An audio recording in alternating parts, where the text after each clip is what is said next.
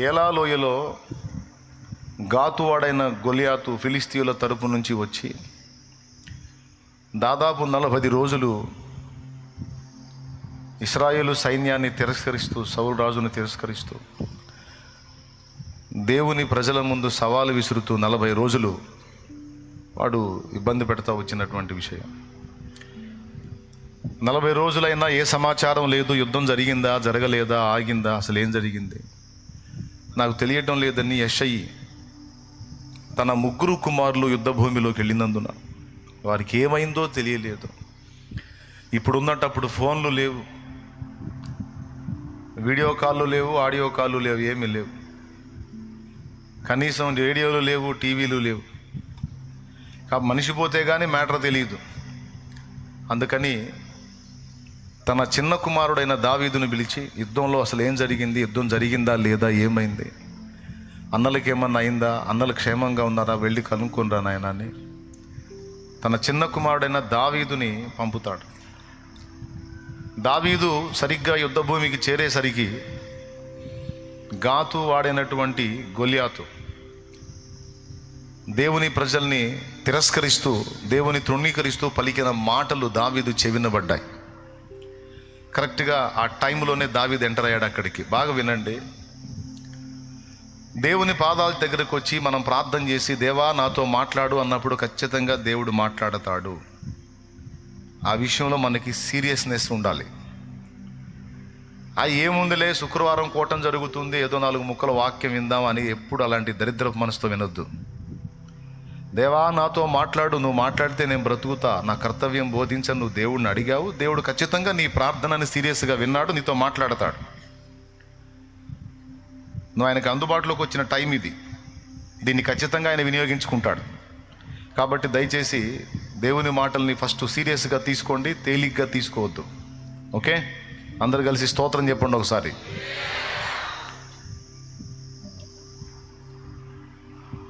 ఆ సమయంలో దావీదు అక్కడ పరిస్థితులను చూడటం, తర్వాత వాడి విషయంలో దావీదుకు రోషం కలగటం, వాడు దేవుడిని తిరస్కరించినందున దావీదు గాయపడిపోవటం, యుద్ధానికి తానే సిద్ధమవటం, ఈ సంగతి సౌలు రాజుకు తెలియటం, అంతకంటే ముందు వాళ్ళ పెద్దన్నకు తెలియటం, వాళ్ళు మందలించటం, హెచ్చరించటం, తర్వాత దావీదు యుద్ధభూమిలోకి వెళ్ళటం, గొలియాతును చంపటం, యుద్ధంలో జయం పొందటం, ఇదంతా మనకు తెలిసిన కథ. నేను చెప్పగా అనేక సార్లు వినుండొచ్చు, లేదా బయట ప్రసంగికులు చెప్పినప్పుడు మీ సెల్ ఫోన్ల ద్వారా వినుండొచ్చు. మీ ఇంట్లో టీవీలు ఉంటే టీవీలలోంచి వచ్చే వాక్యం ద్వారా మీరు వినుండొచ్చు గతంలో. మళ్ళీ ఈ విషయాన్నే నేను ఎందుకు మీ మధ్యలోకి తీసుకొచ్చానంటే, మీకు తెలియందని తెలియజేద్దామని కాదు. ఇందులో నుంచి దేవుడు నాతో కొన్ని సంగతులు మాట్లాడాడు. ఆ విషయాలను మీ దృష్టిలోకి తీసుకొచ్చి మిమ్మల్ని ప్రోత్సహించాలన్న ఆలోచనతో నేను ఈ వచనాలు చదివించాను. దావీదు గొలియాతు కథ సండే స్కూల్ పిల్లలకు కూడా తెలుసు. అయితే ఇక్కడ దేవుడు నా దృష్టికి తీసుకొచ్చినటువంటి సందేశం ఏంటంటే, దావీదు గెలిచిన యుద్ధములు 2. అది నా దృష్టికి దేవుడు తీసుకొచ్చింది. ఈరోజు మీకు చెప్పాలని ప్రేరేపించబడింది. దావీదు అనేవాడు గెలిచిన యుద్ధములు 2. దావీదు గొలియాతు అనేవాడి మీదికి పోక మునుపు దావీదు మరొక యుద్ధాన్ని ఎదుర్కొన్నాడు. ఆ యుద్ధము పేరు మానసిక యుద్ధం, మనస్సు మీద జరిగిన దాడి. బాగా వినండి.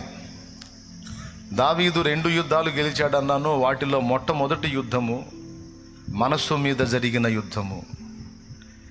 ఎప్పుడైతే మనస్సు మీద జరిగేటువంటి యుద్ధానికి మనం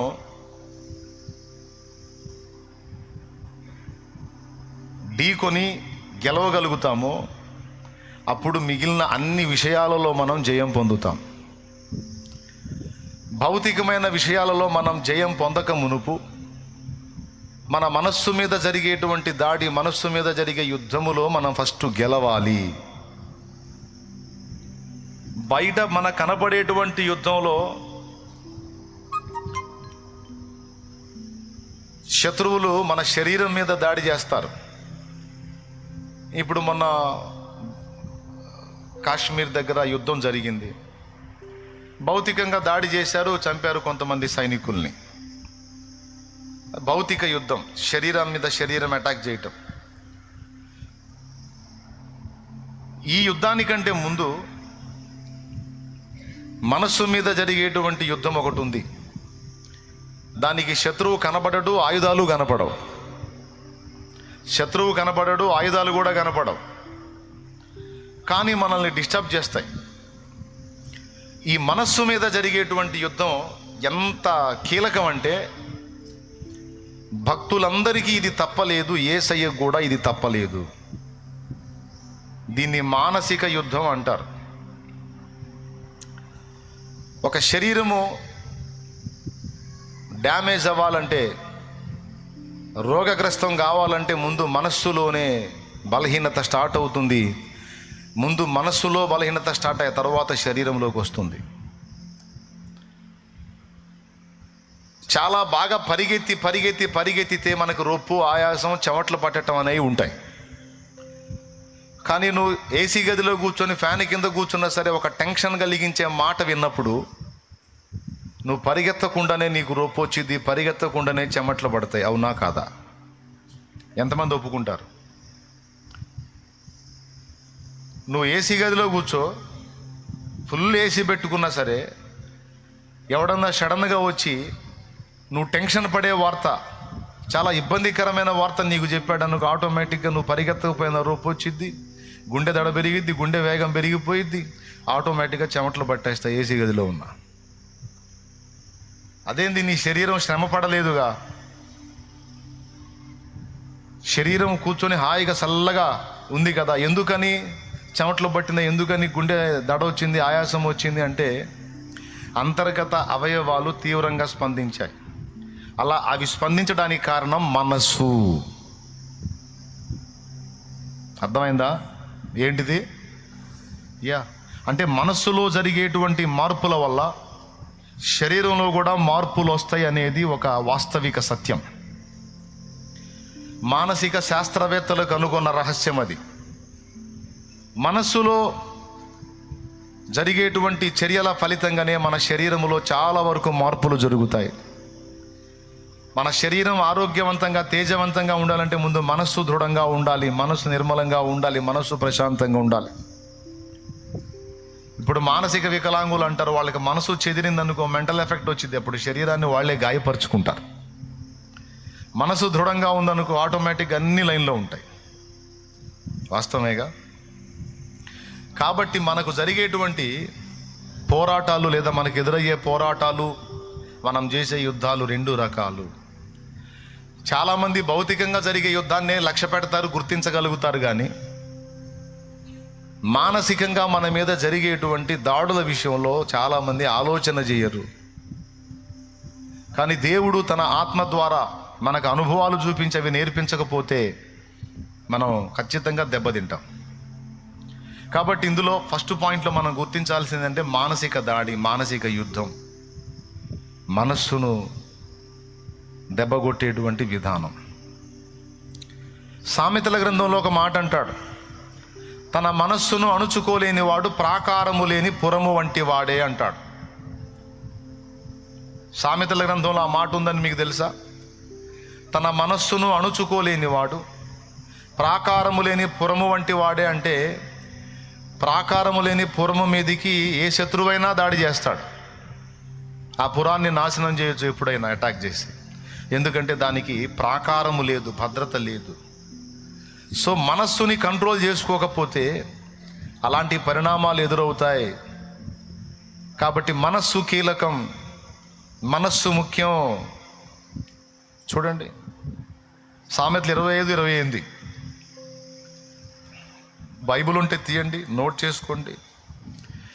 ప్రాకారము లేక పాడైన పురము ఎంతో, తన మనస్సును అణుచుకోలేని వాడును అంతే. అంటే ఒకవేళ మనస్సును అణుచుకోగలిగితే, మనస్సుని కంట్రోల్ చేయగలిగితే, మనస్సుని నివాళించుకోగలిగితే మనం ప్రొటెక్షన్లో ఉన్నట్టే, భద్రతలో ఉన్నట్టే. మొదటి విషయం ఏం చెప్పాను? దాడి మనస్సు మీద జరిగిద్ది. ఫస్ట్ మానసిక యుద్ధంలో మనం గెలవాలి. మానసిక యుద్ధంలో మనం గెలుపొందగలిగితే భౌతిక యుద్ధాన్ని ఈజీగా గెలవగలుగుతాం.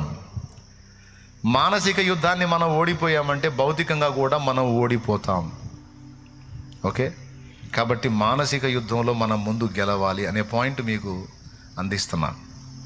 రెండవది, మనస్సుని కంట్రోల్ చేసుకునే శక్తి లేకపోతే భద్రత లేని బతుకవుతుంది అనేది రెండవది. మూడవది, ఈ మనసు ఎంత కీలకమో మీకు అర్థం కావడానికి చెప్తున్నా. మూడవది, లూకాసు వార్త 22వ అధ్యాయంలో యేసు ప్రభు వారు సీమోనుతో అంటాడు, సీమోను సీమోను, సాతాను మిమ్మును పట్టి గోధుమలను జల్లించినట్టు జల్లించుటకు కోరుకొనెను. నీ నమ్మిక తప్పిపోకుండానట్లు నేను నీ కొరకు వేడుకుంటుని. నీ మనస్సు తిరిగిన తరువాత నీ సహోదరులను స్థిరపరచుమని చెప్పాను. అక్కడ ఏం వాడాడు? నీ మనస్సు తిరిగిన తరువాత. అంటే నీ మనస్సు మీద యుద్ధం జరగబోతుంది. నీ మనస్సు మూర్ఛపోయేంత దాడి జరగబోతుంది. ఖచ్చితంగా డిస్టర్బ్ అవుతావు నువ్వు. అయితే డిస్టర్బ్ అయిన తర్వాత నువ్వు అలానే ఉండిపోవాలని నేను వదిలిపెట్టలేదు. నీ కోసం నేను దేవుడిని, తండ్రిని వేడుకున్నాను. తప్పకుండా తండ్రి నీ మనసుకు బలమునిస్తాడు. తిరిగి నువ్వు కోలుకుంటావు.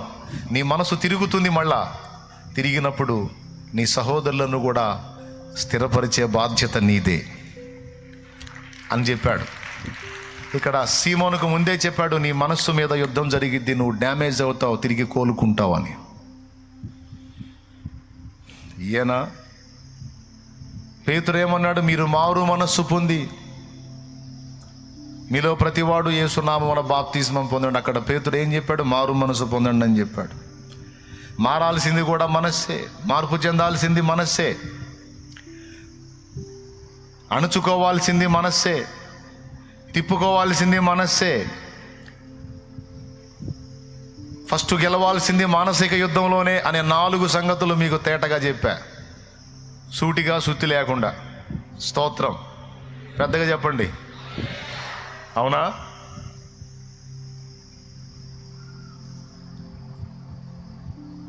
నాలుగేనా? ఇంకా బోల్డ్ అన్న ఉన్నాయా? ఇంకా చాలా ఉన్నాయి. రోమాపత్రిక 12 అంటాడు, మీ మనస్సు మారి నూతన మగుట వలన రూపాంతరము పొందుడి అంటాడు. మనస్సు మారి నూతనమైనప్పుడు మనకు రూపాంతరపు అనుభవం వస్తుందట. మనం రూపాంతరం చెందడానికి మనస్సు మారి నూతనం అవ్వాలి అనే పిలుపు కూడా మనసుకే ఇచ్చాడు. ఈ విధంగా మన మనస్సును గురించి అనేక సంగతులు పరిశుద్ధ గ్రంథములో లిఖితమయ్యాయి. కాబట్టి ఇప్పుడు అన్నిటికంటే ప్రధానంగా మన మనస్సు మీద దృష్టి పెట్టాలి. ఎవరి మనస్సు మీద దృష్టి పెట్టాలి? మనకు ఆలోచన ఏంటంటే ఎదుటివాళ్ళ మైండ్ మీద, ఎదుటివాళ్ళ ఆలోచన మీద, ఎదుటివాళ్ళ మనస్సు మీద మనం మనసు పెడతాం. అది కాదు. ఫస్ట్ మనం గుర్తించాల్సింది, గమనించాల్సింది, పసిగట్టాల్సింది, మెళకువ కలిగి ఉండాల్సింది మన మనస్సు విషయంలో. అర్థం చేసుకోవడానికి ట్రై చేయండి. మన మనస్సుని మనం వెతకాలి, వెరిఫికేషన్ చేయాలి, పరిశీలించాలి. దాని మీద జరుగుతున్న దాడులను గుర్తుపట్టాలి. సైతానుగాడు చాలా కుయుక్తిపరుడండి. వాటి గురించి ఏం రాస్తుందంటే దొంగ, అబద్ధికుడు, మోసగాడు అనే కాదు, వాడు ఒక తంత్రగొట్టు. ఏం కొట్టువాడు? తంత్రగొట్టు. అంటే తంత్రాలు ప్రయోగిస్తాడు వాడు. వ్యూహ ప్రకారం ఫైట్ చేస్తాడు. ప్లాన్ లేకుండా, ప్రణాళిక లేకుండా వాడు చేయడు. కాబట్టి వాడి తంత్రాలను మనం ఎరగని స్థితిలో లేము. పరిశుద్ధాత్మ వాడి గుట్టంతా బయటేస్తూ ఉన్నాడు. దాన్ని బట్టే పౌలు అన్నాడు, అపవాది తంత్రములను మనం ఎరగని వారముగాము అని. అపవాది తంత్రములను మనం ఎరగని వారముగాము. వాడి తంత్రాలన్నీ మనకు తెలుసు. ఎట్లా తెలుసు? పరిశుద్ధాత్మ బయలుపరుస్తాడు.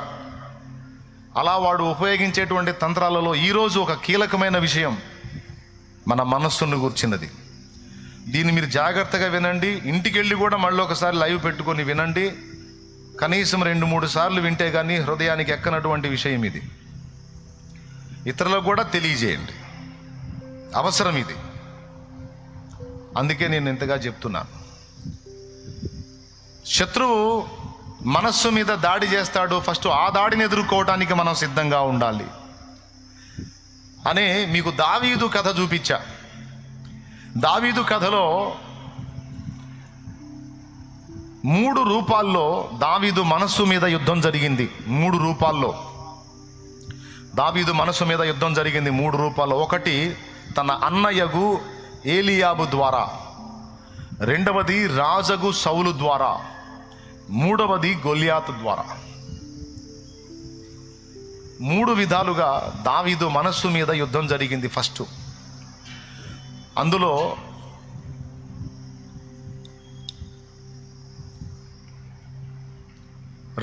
రెండు తంత్రాలు మీకు చెప్తాను. 2 తంత్రాలు. మన మనస్సు మీద జరిగే యుద్ధాలలో మొట్టమొదటిది అవమానము. మనల్ని అవమానపరచుట, మనల్ని కృంగదీయుట, మనల్ని బలహీనపరచడానికి వాడు వాడుకునేటువంటి ఆ తంత్రాలలో మొట్టమొదటిది అవమానపరచుట, అవమానంగా మనల్ని మాట్లాడుట. తప్పకుండా రాసుకో బిడ్డ, నీ హృదయంలో భద్రం చేసుకో, నీ పెన్నుతో నోట్స్ మీద కూడా రాసుకో. అవమానం. దీనికి బైబిల్లో అనేక నిరూపణలు ఉన్నాయి. అందుకే నేను మీకు ఈజీగా బాగా అర్థమయ్యేది దావీదు కాబట్టి దావీదే చూపిస్తాను. ఇప్పుడు తమ్ముడు యుద్ధానికి సిద్ధపడ్డాడు. అన్న తన ప్రాణాన్ని పణంగా పెట్టడానికి తెగించలేకపోయాడు. తమ్ముడు సిద్ధపడ్డాడు. తమ్ముడు యుద్ధానికి సిద్ధపడ్డప్పుడు సహజంగా అన్న ఏం చేయాలంటే ఎంకరేజ్ చేయాలి. అరే నాకు ధైర్యం లేదురా, నువ్వు సిద్ధపడ్డావు తమ్ముడా, పోరా, కనీసం నువ్వు పోయి గెలిస్తేనన్నా ఆ పేరు మా ఇంటికి అన్న వచ్చిద్ది, నువ్వు గెలిచినా వచ్చింది, చచ్చినా కూడా మాకు పేరు వచ్చిద్ది, పర్వాలేదు పోనాయనా అని ప్రోత్సహించాలి. కానీ ఇక్కడ ఏలియాబు భౌతికమైన ప్రేమకు లోనై భావోద్రేకానికి గురై తమ్ముణ్ణి బలహీనపరచ చూశాడు, అవమానపరిచి. దానికి ఏలియాబు వాడిన పదాలు ఏంటంటే, నీ గర్వమును నీ హృదయ చెడుతనమును నేను ఎరుగుదును.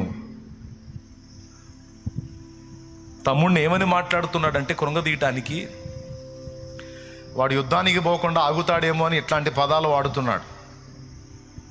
ఏమని వాడాడంటే, నీకెంత గర్వమో నాకు తెలుసురా, నీ హృదయం ఎంత చెడిపోయిందో నాకు తెలుసు, నువ్వు అట్లాంటోడివిరా ఇట్లాంటోడివిరా అని తమ్ముడిని అవమానపరిచి మాట్లాడాడు. నీ వల్ల గాంధీ తమ్ముడు చేయటానికి సిద్ధపడ్డప్పుడు తమ్ముడిని ప్రోత్సహించాలి. తమ్ముడా నా వల్ల కాలేదు, నువ్వు చేస్తున్నావు, సంతోషం నాయనా అని ఎంకరేజ్ చేయాలి. కానీ డిస్కరేజ్ చేస్తూ ఉన్నాడు, అవమానపరుస్తూ ఉన్నాడు. తద్వారా తన తమ్ముడి మనసుని కృంగదీయాలని ఒక యుద్ధంలాగా చేస్తున్నాడు తమ్ముడి మనస్సు మీద. మన మనస్సుని కృంగదీయటానికి కొంతమంది వ్యక్తులు చేసే దాడి మనల్ని అవమానపరచి మానసికంగా మనల్ని బలహీనపరచడానికి ప్రయత్నించుట. ఇది నంబర్ 1. అర్తహషస్త దగ్గర పర్మిషన్ తీసుకొని పడిపోయిన యెరూషలేం ప్రాకారాలను పునర్నిర్మించడానికి నెహెమ్యా పూనుకొని ఆయన దగ్గర నుండి సొమ్ముని, టైముని, అలాగే కావలసిన వస్తు సామాగ్రిని తీసుకొని యెరూషలేముకు వచ్చి పడిపోయిన ప్రాకారాలని పునర్నిర్మించడానికి పూనుకున్నాడు నెహెమ్యా. అలా నెహెమ్యా పూనుకొని పడిపోయిన ప్రాకారపు గోడను మళ్ళా నిర్మించడానికి బయలుదేరినప్పుడు, ఆ పని చేస్తున్నప్పుడు నెహెమ్యాకు ముందు ఎదురైంది ఏందో తెలుసా? అవమానం. టోబియా, సన్బల్లట్టు అనే దౌర్భాగ్యులు లేచి గోడ కడుతున్నాడు. ఆ గోడ కాలిపోయిన గోడ, కూలిపోయిన గోడ, పడిపోయిన గోడ కడుతున్నారా? ఎంత దృఢంగా కడుతున్నారు. వారు కట్టిన గోడ మీద ఒక నక్క ఎగిరిన ఎడల ఆ గోడ పడిపోవునంటాడు. ఏంటాడు కట్టేది గోడ? ఏందాయన చేసేది? ఏందాయన పొడిచేది? ఇలాంటి మాటలు మాట్లాడితే ఈ మాటలు తీసుకెళ్ళి నెహెమ్యాకు చెప్పారు. చూడండి, వ్యక్తులు మాట్లాడే మాటలు మన చెవికి వచ్చేటట్టు చేస్తాడు సైతాను.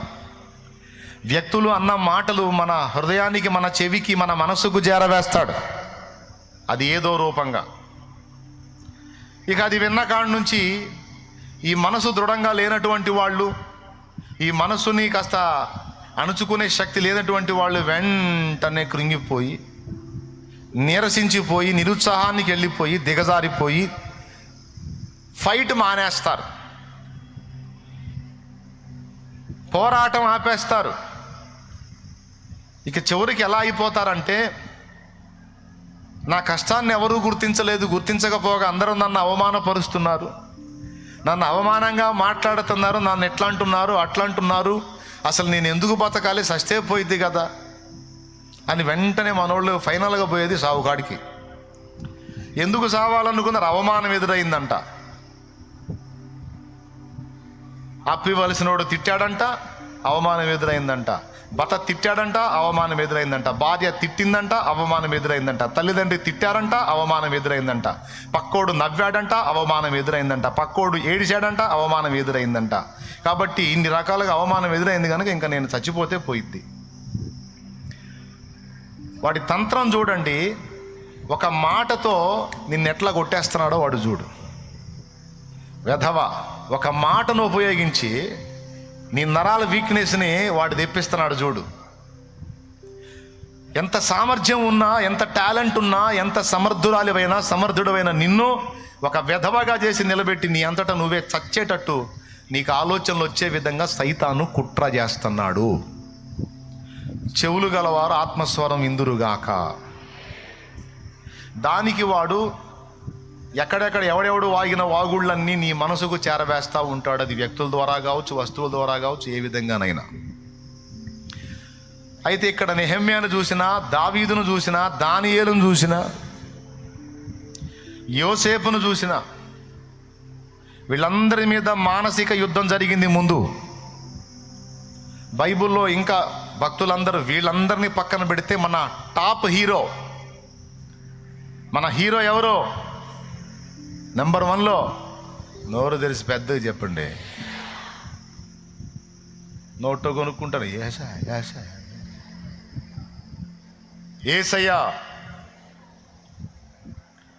యేసయ్యను కూడా మానసికమైనటువంటి వేటవాడు చేశాడు.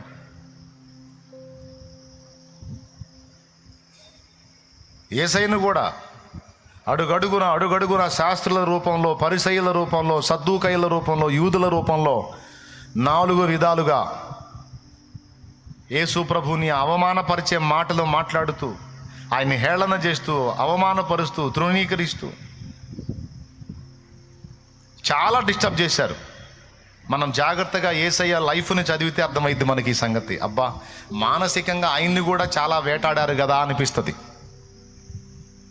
అవమానపరిచి దాన్ని బట్టి ప్రభు ఏమన్నాడు తెలుసా? ప్రవక్త స్వదేశమందు తప్ప మరి ఎక్కడ కూడా ఘనహీనుడు కాడు అనే మాట వాడాడంటే, స్వదేశమందు స్వజనుల దగ్గర ఆయనకు ఘనహీనత కలిగింది. ఘనహీనత అంటే అవమానం ఎదురైంది, తృణీకారం ఎదురైంది.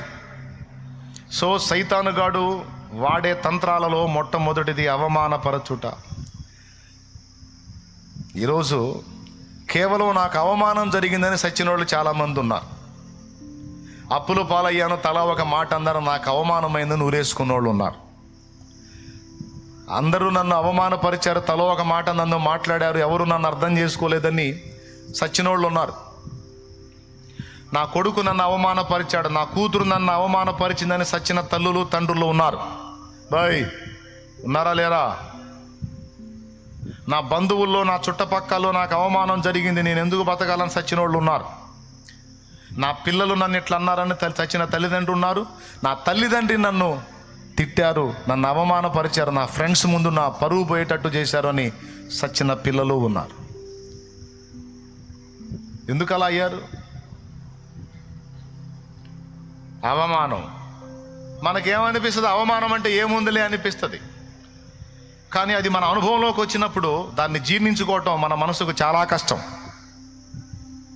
కానీ ఇక్కడ దేవుడు మనతో మాట్లాడుతున్న మాట ఏంటంటే, నా భక్తులు ఎదుర్కొన్నారు, భూమి మీదికి నేను వచ్చినప్పుడు కూడా దాన్ని నేను ఎదుర్కొన్నాను. అపవాది తంత్రములలో మనల్ని అవమానపరచుట ఒకటి.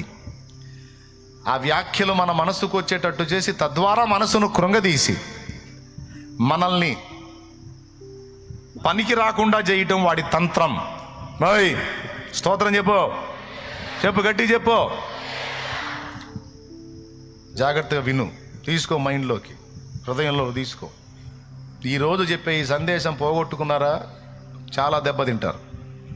మీరైనా నేనైనా ఎవడు మిస్ కావద్దు. ఈరోజు సేవకులు కూడా.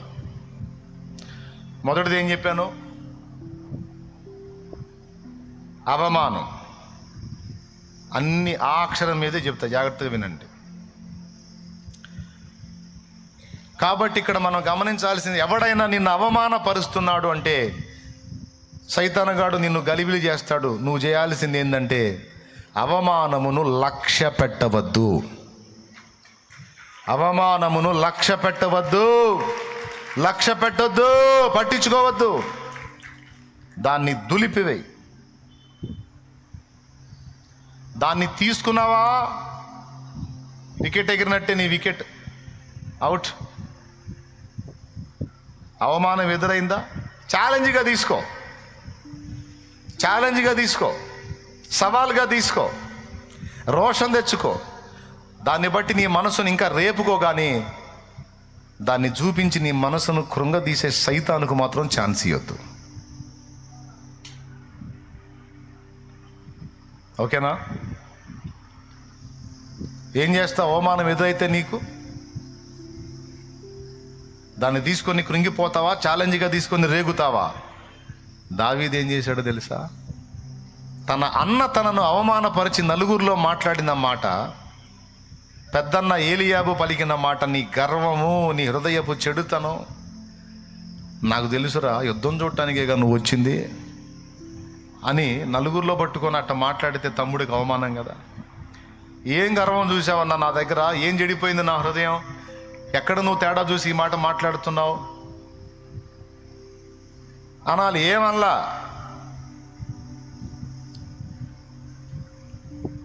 ఏమనలా.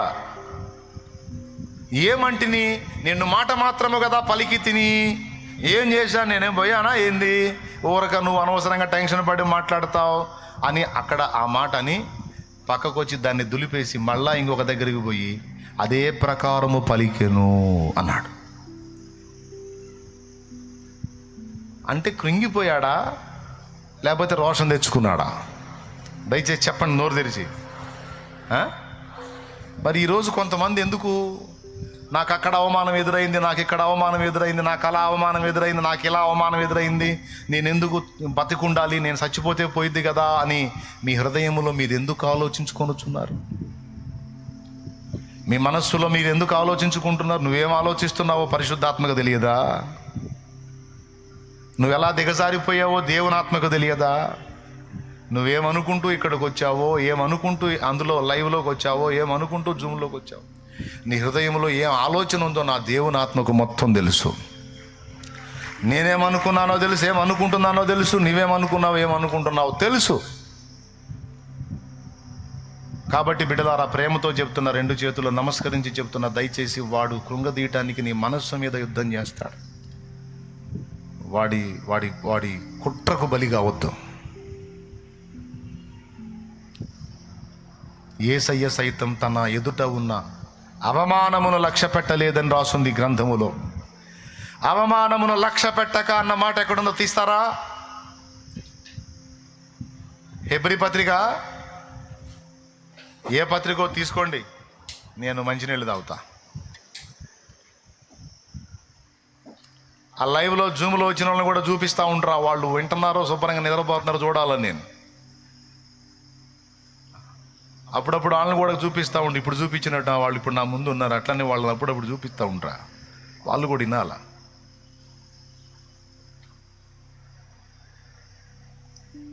కొంతమంది వీడియో పెట్టుకొని వంట చేసుకుంటూ ఉంటారు. ఒక గంట ఆపవా మా వంట, లేదా ఒక గంట ముందు చేసేసి అన్ని ముగించేసి కూసో. హెబ్రీయులకు రాసిన పత్రిక, జాగ్రత్తగా వినాలి, ఎవ్వరు మిస్ కావద్దు ఈరోజు నేను చెప్పే అంశాలు. 12వ అధ్యాయము 2వ వచనం. తీశాడు కష్టపడి మా వాడు, చెప్పు. ఇంత గొప్ప సాక్షి సమూహము మేఘము వలె మనల్ని ఆవరించినందున మనము కూడా ప్రతి భారమును సులువుగా చిక్కులుపెట్టు పాపము విడిచిపెట్టి విశ్వాసమును కర్తయు దాన్ని కొనసాగించువాడునైన యేసు వైపు చూచుచు మన ఎదుట ఉంచబడిన పందెములో ఓపికతో పరిగెత్తుదుము. ఆయన తన ఎదుట ఉంచబడిన ఆనందము కొరకై ఆయన తన ఎదుట ఉంచబడిన ఆనందము కొరకై అవమానమును నిర్లక్ష్య పెట్టి సిలువను సహించి అవమానమును నిర్లక్ష్య పెట్టాడంట. ఎంత అవమానం జరిగిందండి యేసయ్యకి. ఈరోజు చిన్న మాట అవమానం నీకు ఎదురైతే నేను చేస్తా నేనెందుకు బతకాలి, తూనా బతుకు పాడుగానని రకరకాలు అనుకొని మానసికంగా చచ్చావు, శారీరకంగా కూడా చావటానికి సిద్ధమవుతున్నావు.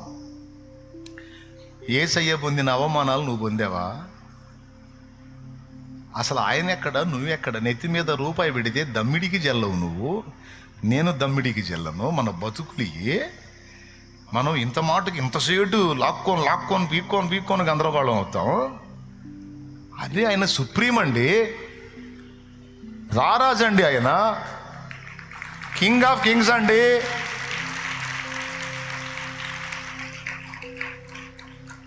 అలాంటి మహిమను వదిలిపెట్టి భూమి మీదకి వచ్చి బీదరికపు జీవితాన్ని జీవించి, సొంత దోనే లేదు, మళ్ళా చెక్క పనోడు, వడ్రంగం పని చేశాడు కానీ సొంత పడవ కట్టుకోలా. నక్కలకు బొరియలు ఆకాశ పక్షులకు నివాసములు కలవు గాని మనుష్య కుమారుడు తలవాల్చుకున్నట్టుకైనా స్థలము లేదన్నాడు నా ప్రభు. ఏమంటే అరచేతుల దెబ్బలు తిన్నాడు, పిడిగుద్దులు తిన్నాడు, అన్నిటికంటే దారుణమైన అవమానం థూ అని ముఖం మీద ఉమ్మితే ఆ ఉమ్మును సహించాడు. ఎంత అవమానం అది. నిన్ను చూసి పక్కన ఒక మాట అంటే తట్టుకోలేవు, పక్కన ఉమ్మితే కూడా నువ్వు వాడిని పోయి కలబడతావు. వాడు ఒకసారి ఊస్తే 2 సార్లు, వాడు నిన్ను చూసి ఊస్తే నువ్వు 2 సార్లు థూ థూ అని ఊస్తావు. ఎందుకు వాడిని రెచ్చగొట్టాలి, వాడిని గల్లించుకోవాలని. నువ్వు అవమానం తట్టుకోలేవు. కానీ ఎంత దారుణమైన అవమానం అంటే, అందరికీ పైనున్నవాడు, దేవదూతలకు పైనున్నవాడు ఆకాశం నుండి భూమి మీదకి వచ్చాడంటే దేవదూతల కంటే కిందికి వచ్చాడు. భూలోకం మీద మానవులు ఉన్నారు, భూమి మీద. ఈ భూమి కింది భాగంలోకి వెళ్ళాడు, పాతాళలో కంటే మనుషుల కంటే కూడా కిందికి తగ్గించుకున్నాడు. అందరికీ పైనున్నవాడు దేవదూతల కంటే కిందికి వచ్చాడు, మానవుల కంటే కిందికి వెళ్ళాడు. చెరను చెరగా కొనిపోయినన్నప్పుడు భూమి యొక్క క్రింది భాగములకు దిగాడని అర్థం ఉంది. అంటే ఎంత తగ్గించుకున్నాడో చూడండి.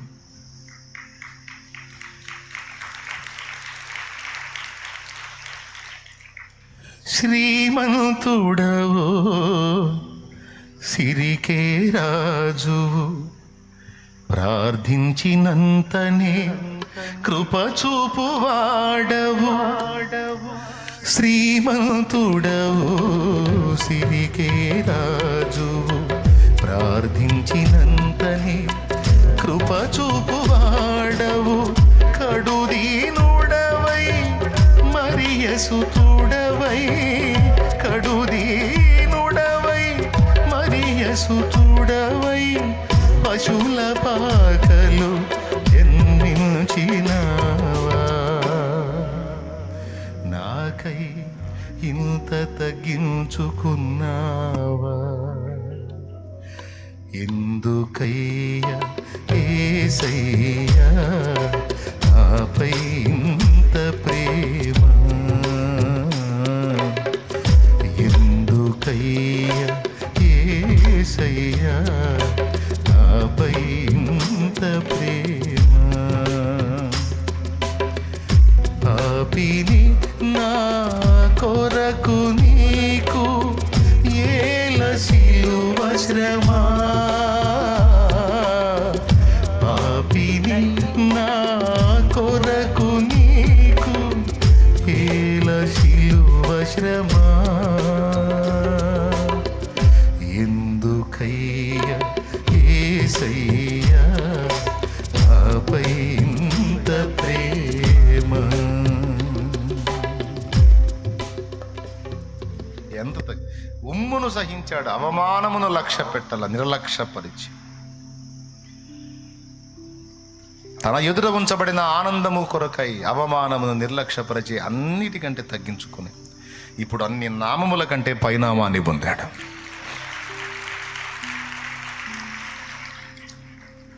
కాబట్టి నీవు ఈరోజు ఎదురైన అవమానాన్నే చూస్తున్నావు, కానీ రేపు దేవుడు నిన్ను ఘనపరచబోతున్న సంగతి నువ్వు ఎందుకు దృష్టించవు? నువ్వు లక్ష్య పెట్టాల్సింది, దృష్టించాల్సింది మాయ్ నిద్రముఖమా, జాగ్రత్తగా విను. నిద్ర పోవట్లేదులే, పోతాయని అనుమానంతో చెప్తున్నా బాయ్. నువ్వు కూడా ఈరోజు నువ్వు ఎదుర్కొంటున్న అవమానకరమైన పరిస్థితులను నీవు నిర్లక్ష్యపరిచి నా దేవుడు నీకు ఇవ్వబోతున్న ఘనమైన భవిష్యత్తు మీద దృష్టి పెట్టు. ఏం భయపడవాకు, కృంగిపోవాకు, నిరాశకు తాపివ్వవా. ఎన్నైనా రాని అవమానాలు రాని, అవన్నీ నిన్ను రెచ్చగొట్టని, అంతేగాని కృంగదీయడానికి ఛాన్స్ ఇవ్వద్దు. కొంచెం మెత్తబడ్డావా వాడు వేట మొదలు పెడతాడు. ఒక అవమానానికి నువ్వు బలహీనపడ్డావంటే, ఒక అవమానానికి నువ్వు జడిసావంటే ఇక అన్నీ అయ్యే వచ్చేటట్టు చేస్తాడు వాడు. ఆహా కొద్దిగా లొంగాడండి, ఇక వదిలిపెట్టకూడదు, కాస్త లొంగిందండి ఈ పాయింట్లో, ఇంక వదిలిపెట్టకూడదు, ఇంకా లేవకుండా తొక్కాలని పదే పదే అయ్యే ఎదురయ్యేటట్టు చేసి నీ మనసును కాకావికలం చేసి నిన్ను అడుగు కూర్చోబెడతాడు. కాబట్టి నువ్వు అలాంటి కృంగుబాటుకు ఎడమీయొద్దు. క్లియర్గా అర్థమైందా? రైట్, అయిపోయింది. మొట్టమొదటిది ఏంటిది? ఫస్ట్ది వాడు ఉపయోగించేది నక్క దూకితే గోడబడిద్దంట. నెహెమ్యా అని వెటకారం చూడవాళ్ళు. నక్క దూకితే గోడబడిద్దంట, అట్లాంటి గోడరా వీళ్ళు కట్టేదని ఎటకారం. ఈరోజు సువార్త ప్రకటిస్తున్న సువార్థికులు కావచ్చు, సేవకులను కావచ్చు, పని చేసేవాళ్ళు చేస్తూ ఉంటే ఊర కుక్కలాగా మొరిగే కుక్కలని మొరుగుతానే ఉంటాయి. ఇక వాడికి అదే పని. ఇక ఊర కుక్క కానీ ఊళ్ళో ఉన్న కుక్క ఒక పొద్దు గూకులు ఏ చిన్న సప్పుడు కూడా గౌవని లేచినట్టు ఈ ఊర కుక్కలన్నీ మొరుగుతానే ఉంటాయి నీ చుట్టూ చేరి. కుక్కలను పట్టించుకుంటే నువ్వు కూడా కుక్క జాతికి చెందిన వాడివి, చెందిన దానివి అవుతావు. కుక్కల మొరుగుళ్ళు వదిలేసి ఏనుగులాగా గంభీరంగా సాగిపోప్పుడు నువ్వు ఏనుగు అవుతావు. అరిసిన కుక్క కల్లా ఆగిద్దా ఏనుగు? అరిసిన కుక్క కల్లా ఆన్సర్ చేసిద్దా ఏనుగు? అడ్డమైన కుక్కలని నా వెంటే పడ్డ ఏడాడు కుక్కలని ఏందే నీ గోళ, ఏం చెప్పు అని ఆగిద్దా ఏనుగు? ఏనుగు గంభీరంగా సాగిపోతూ ఉంటుంది. ఇక దానికి మండి ఏ కుక్క అన్న అందుబాటులోకి వచ్చిందా, తొండంతో పట్టిందంటే ఇక గిరగిరా గిరగిరా గిరగిరా తిప్పి నేలకేసి కొట్టిందంటే 3 రోజులు స్పృహ రాదు కుక్కకి. స్పృహ రాకపోవటం సంగతి అక్కడ పెట్టి చచ్చేపోయింది. ఊళ్ళో ఉండి తొండంతో పట్టి ఇసిరిందంటే ఊరు బయట పోయి పడిద్ది. అది బతికిందో సచ్చిందో కూడా తెలియదు ఇక ఎవడికి. ఏనుగు ఎక్కడ, కుక్క ఎక్కడ? కాబట్టి అరిచిన ప్రతి కుక్కకి నువ్వు ఆన్సర్ చేయాల్సిన అవసరంలా. కుక్క పని ఏంది చెప్పండి? కుక్క ఏమన్నా గర్జించిద్దా? కుక్క ఏమన్నా గాంటించి? దాని పని మొరగటమే, దాని పని బతుకంతా దాని బతుకు. అది జాతి కదా. లాజిక్ లేని మొరుగుళ్ళన్నీ మొరుగుతుంటాయి కుక్కలు. ఆ పక్క సౌండ్ వినపడితే చాలు ఇది గవ్వని. ఎందుకు అరుస్తున్నావు? ఎందుకంటే దీనికి లాజిక్ తెలియదు. ఏమో సార్ నా జాతి ధరిసింది నేను అరుస్తున్నానంట. దేవునికి స్తోత్రం కలుగునుగా. హల్లెలూయా. కాదండి, మొరిగే ప్రతి కుక్కకు నువ్వు ఆన్సర్ చేయాలా? నీ విలువేందో, నీకు దేవుడిచ్చిన కృప ఏందో, నీ గొప్పతనం ఏందో నీ సృష్టికర్తకు తెలుసు, నీకు తెలుసు, నీ దగ్గర అనుభవాలు పొందిన వాళ్ళకి తెలుసు. కుక్కలకేం తెలుసు? కుక్కలకు తెలిసింది ఒకటే, నిన్ను అవమానపరిచే విధంగా మొరగటమే. గుర్తుపెట్టుకో. కుక్క మొరుగుతున్నందువలననే ఊళ్ళో ఉన్న జనమంతా ఏనుగు దగ్గరకు వస్తారు. అది స్పెషల్ ఇక్కడ. అవి ఎంత మురిగితే అంత మంచిది నాకు. అవి సైలెంట్గా ఉన్నాయి అనుకో, వీధిలోకి ఏనుగు వచ్చిందని ఎవడికి తెలియదు. ప్రతి దానిలో కూడా పాజిటివ్ నెగిటివ్ 2 ఉంటాయండి. మనం తీసుకునే దాన్ని బట్టి ఉంటుంది. వాడు మన మనసుకి నెగిటివ్ పంపిస్తూ ఉంటాడు. అయిగా తీసుకోవాల్సింది ప్రతి కీడు వెనక ఒక మేలును వెతుక్కోవటం మనం నేర్చుకోవాలి.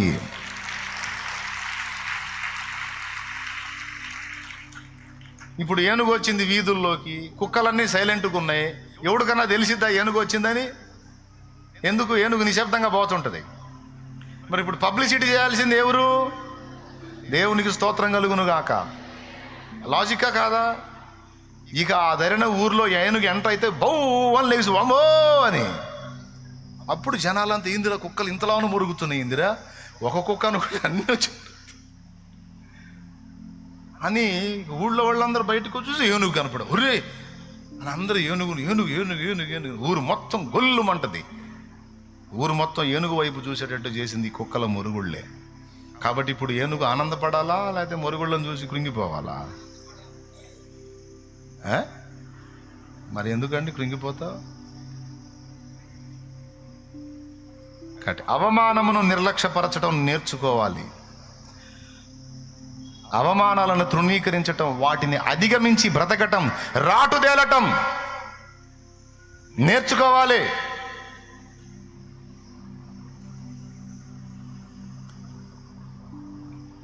దేవుడు మన జీవితంలో మనకు నేర్పేటువంటి పోరాట పటిమలో, యుద్ధ నైపుణ్యంలో ముందు మనల్ని రాటుదేలుస్తాడు. దేవుడే అనుమతిస్తాడు కొన్నిటిని. అవన్నీ మనకు తగిలేటట్టు చేసి ముందు మనల్ని గట్టిపరుస్తాడు. కొంతమంది ఎంత సున్నితంగా ఉంటారంటే ఇంత మాట పడలేరు. ఒక్క మాట ఎదురైందంటే ఇక ఎందుకు నేను బతకాలి, ఇంకెందుకు నేను బహువారిని. దరిద్రం, ఎంత దరిద్రం ఇది. కాబట్టి నువ్వు ఎంత సున్నితంగా ఉంటే అంత కోటింగ్ ఉంటుంది నీకు. ఎందుకంటే యుద్ధంలో పోరాడేవాడు సున్నితంగా, మెత్తగా, నాజూగ్గా ఉండేదానికి లేదు. సంపుడు సచ్చుడు అన్నట్టు రాటు తేలిన వాడే గెలుపు పొందగలుగుతాడు. రాటు తేలాలి, రాటు తేలాలి, రాటు తేలాలి. నాకు అనిపించింది అంత పెద్ద మాటలు అంటే వాళ్ళన్నా అంత ఈజీగా దులిపేశాడు ఏందా దావీదు అనిపించింది. అది ఎలా దావీదుకు సాధ్యమైందంటే దావీదుకు అవి పట్టడం కొత్త కాదు. అది అర్థమైందా? దావీదు క్షణంలో వాటిని దులిపేసుకొని వెంటనే మళ్ళీ రికవర్ అవడానికి కారణం ఏంటంటే దావీదుకి ఇట్లాంటి మాటలు పట్టడం కొత్త కాదు. అందుకే క్షణపాట్లు అనుకున్నాడు, పక్కకి వెళ్ళిపోయాడు, మళ్ళీ లైన్లోకి వచ్చాడు. ఎందుకంటే వాళ్ళ పెద్దన్న ఫస్ట్ నుంచి తిట్టేవాడే. ఈ తిట్లు తిని తిని తిని తిని తిని రాటు తేలిపోయాడు. మనల్ని కూడా దేవుడు అంతే రాటు తేలుస్తాడు. నువ్వు ఎంత సున్నితంగా ఉంటే అంత ఒత్తిళ్ళు నీకు ఎదురయ్యేటట్టుగా దేవుడు అనుమతిస్తాడు. పక్క ఏంది ప్రభా నాకే అన్ని కట్టకట్టుకొని వస్తున్నాయంటే దేవుడు చెబుతాడు, మరి సెన్సిటివ్ అయ్యావమ్మా నువ్వు, మరి సున్నితం ఎక్కువైంది ఆయన నీకు, అందుకని కొద్దిగా కొంచెం నేను కోటింగ్లో కాస్త ఉంచాల్సి వచ్చింది, నేను గట్టిపరుస్తానికి, లేకపోతే మరీ దరిద్రంగా తయారయ్యావు నువ్వు. అసలు ఒక్కళ్ళు కూడా నిన్న ఒక మాట అనొద్దంటే అరే నన్నే అంటే నిన్ననరా. ఈ సమాజంలో, ఈ భూప్రపంచంలో అందరికీ నేనే నచ్చనప్పుడు నువ్వెట్ట నచ్చుతావరా నిద్రమోహోడా? ఈ ప్రపంచంలో అందరికీ నేను నచ్చనప్పుడు, దేవుణ్ణైనా నేనే నచ్చనప్పుడు నువ్వెట్లా నచ్చుతావు నిద్రమోహం దానా? ప్రతి జనములోనూ ఒక వర్గం, నిన్ను వ్యతిరేకించే వర్గం ఉంటుంది, నిన్ను ద్వేషించే వర్గం ఉంటుంది, నిన్ను నలుగురిలో ఆరడపరచాలని ఎదురు చూసే వర్గం ఉంటుంది. నాకే ఉన్నప్పుడు నీకుండదా? దేవుణ్ణైనా నేను ఏ పాపం లేని నాకే ఉన్నప్పుడు తట్టెడు పాపాలు అనుభవించిన నీకుండదా? నీ తెలివి తక్కువ తనం ఏంటంటే ఎవరు నన్ను ఏమనొద్దు, అందరూ మెచ్చుకోవాలి, అందరూ భజన చేయాలి, అందరూ ఆకాశాన్ని. ఓరి నీ తెలివి ఏందది? ఏమయ్యా నిజమా కాదా? అందరికీ నచ్చుతామా మనం? ఏసయ్య నచ్చలా. ఏసయ్య కాడి గొప్పవాడివో గొప్పదానివా నువ్వు, ఆయనే నచ్చినప్పుడు నువ్వు ఎట్లా నచ్చుతావు? కాబట్టి మెంటల్గా ప్రిపేర్ అయ్యి ఉండాలి. నువ్వు ఎంత జాగ్రత్తగా బ్రతికినా, ఎంత నిజాయితీగా బ్రతికినా, ఎంత నీతిగా బ్రతికినా, ఎంత ప్రేమగా బ్రతికినా ఒక వర్గం ఎప్పుడు నిన్ను ద్వేషిస్తానే ఉంటుంది. దాన్ని కూడా నీ మనసు సిద్ధపరచుకొని ఉండాలి. అది విషయం. గొడగడి ఎందుకు మరి చచ్చు దెబ్బలు? చేతులు కూడా కఠినపరచబడి ఉండాలి. దేవునికి స్తోత్రం కలుగునుగాక. నువ్వు ఎంత తిప్పలబడి అందరినీ మెప్పించలే గుర్తుపెట్టుకో, ఒక వర్గం ఎప్పుడు నిన్ను వెతుకుతానే ఉంటుంది, దూషిస్తానే ఉంటుంది, ద్వేషిస్తానే ఉంటుంది. నువ్వు వెలుగు సంబంధం అయితే చీకటి సంబంధులు నీకు వ్యతిరేకమే, నువ్వు చీకటి సంబంధం అయితే వెలుగు సంబంధులు నీకు వ్యతిరేకమే. భూమి మీద రెండూ ఉండే, చీకటి వెలుగు. అలాగే చీకటి సంబంధులు ఉండే, వెలుగు సంబంధులు ఉండే. నువ్వు వెలుగు సంబంధి అయ్యావు కనుక చీకటి సంబంధులు ఎప్పుడు నీ మీద ఒక దాడి చేస్తూనే ఉంటారు. దాన్ని గుర్తుపట్టి నువ్వు వివేచన కలిగి అడుగులు వేయాలి. అందుకు చెప్పాడు, వివేకము గల నాయకుడవై యుద్ధము చేయుము. వివేకమన్నా వివేచనన్నా ఒకటే. దేవునికి స్తోత్రం. యుద్ధంలో ఏం కావాలన్నాను? వివేకము లేక వివేచన. అది గుర్తుపట్టాలి. కాబట్టి దేవుడే మనకు అభ్యాసం నేర్పుతూ మనల్ని అలా ప్రిపేర్ చేస్తాడు. కాబట్టి ఇప్పుడు యుద్ధంలో మొట్టమొదట దావీదుకి ఎదురైనది ఏమిటి అంటే అవమానము. దాన్ని దులిపేశాడు. ఎందుకంటే ముందే ట్రైనింగ్ ఇచ్చాడు దేవుడు. దులిపేసుకోవటం, అనుకోవటం. సరే, దాటి అవతలకి వెళితే రెండవ తంత్రము అవమానము. ఫస్ట్ తంత్రమేమో అవమానము, రెండవ తంత్రము అనుమానం. అనుమానం అది కూడా మానసిక యుద్ధంలో ఒక భాగం. మనలో అనుమానాలు పుట్టించటం. ఫస్ట్దేమో అవమానపరిచి కృంగదీసి చేతగానాళ్ళలాగా చేయటం. రెండవది అనుమానాలు మనలో తెప్పించటం. ఇది కూడా వాడు మన మనస్సు మీద చేసే యుద్ధము, దాడిలో వాడు ఉపయోగించే తంత్రం. మనకి అనుమానాలు పుట్టించటం. సౌలు దగ్గరికి పోయాడు. ఫస్ట్ యుద్ధం అన్న దగ్గర అవమానం అయిపోయింది. ఇప్పుడు సౌలు దగ్గరికి పోయాడు. సౌలు అంటాడు, వాడు బాల్యము నుండి యుద్ధ విద్యను అభ్యసించిన వాడు చాలా వయస్సున్నవాడు, అనుభవశాలి, 6 మూరల జానుడు ఉన్నాడు. వాడు ఇంత వాడంతా అని వాడి బలాన్ని హైలైట్ చేసి దావీదు బలహీనత దావీదుకు చూపించి, వాడెక్కడ నువ్వెక్కడరా, వాడు సీనియరు నువ్వు జూనియరు, వాడు పెద్దోడు నువ్వు పిల్లోడివి, వాడు బలవంతుడు నువ్వు బలహీనుడివి, వాడు యుద్ధ వీరుడు నువ్వేమో భీరుడివి అని అనుమానం రప్పించడానికి చేశాడు. సౌల్లో ఉన్న ఏ డౌట్స్ అయితే ఉన్నాయో అవన్నీ కూడా దావీదుకు పంపిణీ చేశాడు. దావీదు మనసులోకి. అవునా కాదా? క్లియర్గా ఉందా లేదా? ఎవరిని పొగిడాడు సౌలు? దావీదును పొగిడాడా, వాడిని పొగిడాడా? గొలియాతుని. వాడు 6 మూరల జానుడు అంటాడు. మూరకు 18 అంగుళాలు అంటే అడుగున్నారా. నా మూర 20 అంగుళాల పైన ఉంటుంది, కనీసం 20 అంగుళాలు ఉంటుంది నా మూర. అందరి మూర 18 అంగుళాలు ఉంటే 18.5 అట్లు ఉంటే నాకు కరెక్ట్గా మొన్న టేప్ పెట్టి కొలిసా 20 అంగుళాలు ఉంది. అంటే ఈ మూర ఎందుకు కొలిసానంటే గొలియాతు గడ్డ ఎంత ఉంటాడో చూడాలని. దేవునికి స్తోత్రం. టేప్ దొరికితే ప్రయోగాలు చేస్తుంటాను. కరెక్ట్గా 20 అంగుళాలు ఉంది. అంటే 20 అంగుళాలు అంటే 4 అంగుళాలు తక్కువగా 2 అడుగులు. అట్లాగా వాడు 6 మూరలు ఉన్నాడు. 6 మూరల జానెడు. కనీసం 11 అడుగులు ఉన్నాడండి వాడు. 11 అడుగులు. 5.5 అడుగోడు వాడి ముందు నిలబడితే డబల్ ఉన్నాడు. ఇట్ట చూడాలి ఇక వాడిని స్తంభాన్ని చూసినట్టు. అందుకని సౌలు అంత కలవరపోయింది. వీడేంద్ర ఇంత పొడుగున్నాడు, ఇంతలా ఉన్నాడు, ఇంత ఎత్తున్నాడు, ఇంత బలవంతుడైనాడు, అన్ని కవచాలు పెట్టుకున్నాడు, అన్నీ చెప్పాడు. వాడు యుద్ధ తంత్రాలు తెలిసినోడు, నీకు తెలియదు. వాడు కవచాలు పెట్టుకున్నాడు, నీ కవచాలు లేవు. వాడు సూర్యుడు, నీవేం గొర్రెలు కాచుకునేవాడివి, నీకేం తెలియదు. నువ్వు బాలుడివి, నువ్వు చిన్నోడివి, నువ్వు పిల్లోడివి, నీ వల్ల ఏమైద్ది? మనం ఏదైనా గొప్ప కార్యాలు మునుకుంటే కొంతమంది నలాల వీక్నెస్ తెప్పిస్తారుగా. అనుమానాలు పుట్టిస్తాడు సాతాను. అక్కడ కూడా దావీదు దులిపేశాడు. సార్, వాడెంత పొడుగుంటే నాకెందుకు, నేనెంత పొట్టిగుంటే నాకెందుకు? యుద్ధం చేసే దేవుడు. నేను ఆధారపడింది నా ఎత్తు మీదో వాడెత్తు మీదో కాదు, నా దేవుని హైట్ మీద ఆధారపడ్డా.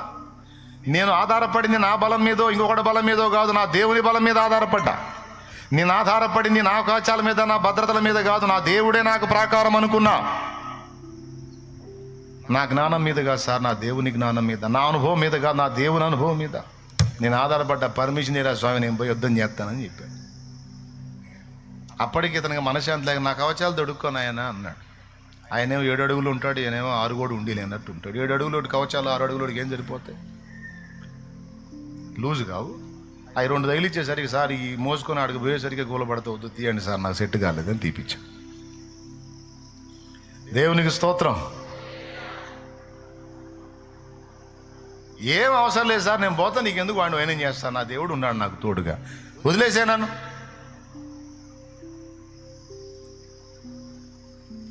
అంటే అనుమానము అనే దాన్ని ఎంటర్ చేసినప్పుడు దాన్ని కూడా గెలిచాడు.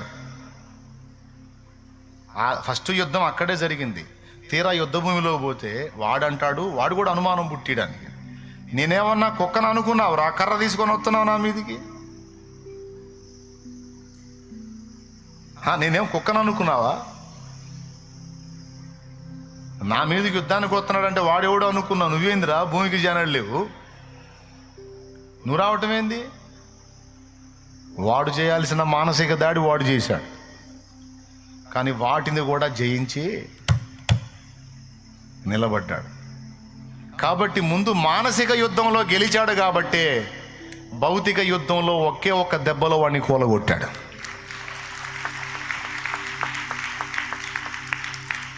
నున్నన్ని రాళ్ళు 5 రాళ్ళు ఏరుకున్నాడు. ఎందుకంటే ఆ టోటల్ ఫిలిస్తీయుల టీం మొత్తంలో కూడా 5 ఉన్నారు వీళ్ళంటి పొడుగోళ్ళు. ఈయన్నేస్తే మిగిలిన 4 వచ్చారనుకో, ఒక్కొక్కడికి ఒక రాయి,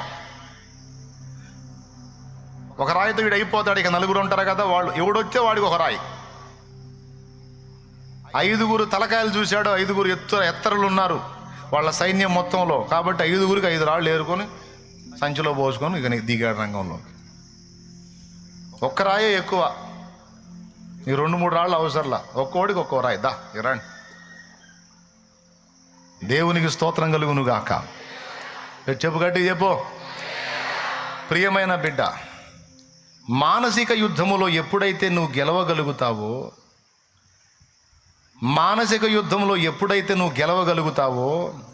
అప్పుడు భౌతికమైన పోరాటములో ఖచ్చితంగా గెలుస్తావు, విజయం పొందుతావు.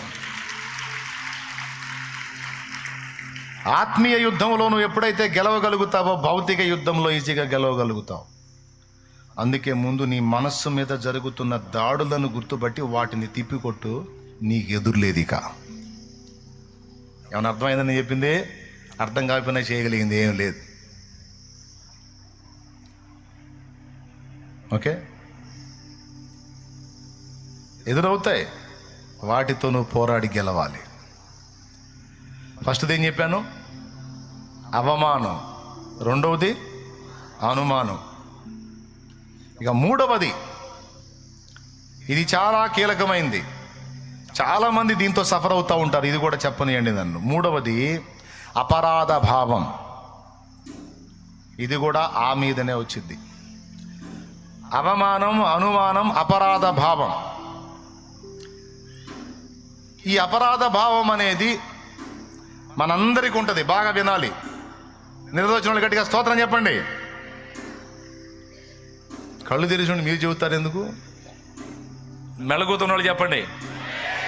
అది వినండి. మూడవది అపరాధ భావం. రెండోది ఏంది? అనుమానం. వాడు యేసయ్య దగ్గరికే వచ్చి యేసయ్యకే అనుమానం పుట్టిటని ట్రై చేసినోడు వాడు. నీవు దేవుని కుమారుడు అయితే ఈడైతే గీతే నీడు చెప్పేది ఏంది? అవునో కాదు ఆయనకి వాళ్ళ ఆయనకి తెలుసు. ఈడెవడు కోన్ కిస్కా, మిగిలింది మీరు